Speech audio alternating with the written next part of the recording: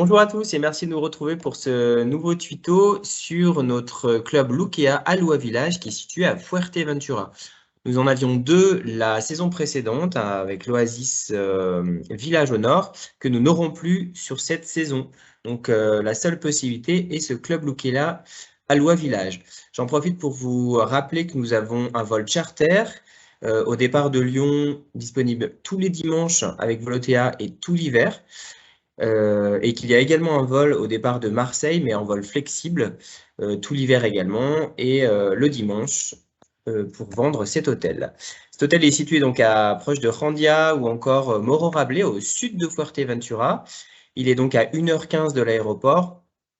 On dispose d'un gros allotement, puisqu'on a 150 chambres sur les 244 dans cet hôtel-là. J'en profite également pour vous dire qu'il est donc, vous le voyez, à flanc de colline. Vous avez la partie réception en haut, on a une vue panoramique sur la mer, on descend, on a les piscines et les restaurants, et on descend encore et on voit toutes les chambres comme ça qui sont pour la plupart en vue mer. Il y a également un arrêt de bus devant l'hôtel. Cet hôtel donc dispose de différentes catégories de chambres. Alors nous avons des chambres en fait qui sont toutes intégralement rénovées. On a des chambres doubles dans un style contemporain qui peuvent accueillir 4 adultes ou 2 adultes et 2 enfants. Nous avons également ces chambres doubles, certaines peuvent être communicantes et donc vont pouvoir accueillir jusqu'à 2 adultes et 4 enfants ou 5 adultes et donc font une superficie de 56 mètres carrés.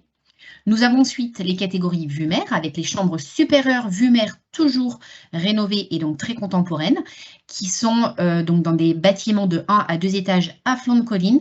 On peut accueillir 3 adultes maximum et les suites vue mer qui, elles, peuvent accueillir jusqu'à 4 adultes ou 2 adultes et 2 enfants et qui font 46 mètres carrés de superficie.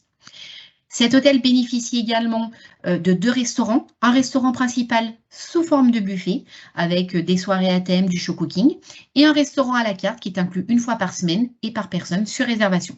Et enfin 2 bars, dont le bar piscine et un bar lounge. Au niveau des piscines, on a une piscine intérieure qui est chauffée, qui est ouverte entre 10h et 18h. Elle est en revanche réservée aux plus de 16 ans. De 16h à 18h, donc 2 heures dans la journée où ce sera interdit aux enfants. Cet espace-là dispose également d'un hammam, d'un sauna et de bains à remous. À l'extérieur, on a 2 grandes piscines qui sont donc au niveau des restaurants. Elles sont en vue océan. Et vous pouvez le voir, il y a l'un des bassins qui dispose de 2 toboggans pour les enfants. Pour information également, le prêt de serviettes se fait avec caution. La plage, elle est donc très grande. Elle est située en contrebas de l'hôtel. On y accède par un chemin de cailloux, de petits cailloux et de sable à 300 mètres du centre de l'hôtel. Donc vous le voyez sur la photo, c'est une grande plage de sable fin. Attention toutefois, elle n'est pas idéale et l'hôtel de toute façon en lui-même n'est pas adapté pour des personnes à mobilité réduite ou des personnes qui auraient des difficultés pour se déplacer. Les parasols et les transats sont payants puisque nous sommes sur l'Espagne et donc on est sur une plage publique.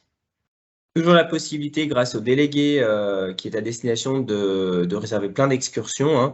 Donc, entre autres, un tour en buggy de l'île de 3 heures. Vous avez également la possibilité d'aller découvrir la faune et la flore de l'île. On peut faire une sortie catamaran ou encore aller voir volcans et grottes de Lanzarote en partant dans le nord sur la ville de Coralero. Avec une traversée bateau, c'est assez rapide. On se retrouve sur Lanzarote. Donc ça, c'est quelques exemples d'excursions, mais il y en a d'autres également.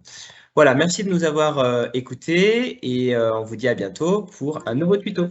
Au revoir. À très bientôt. Au revoir.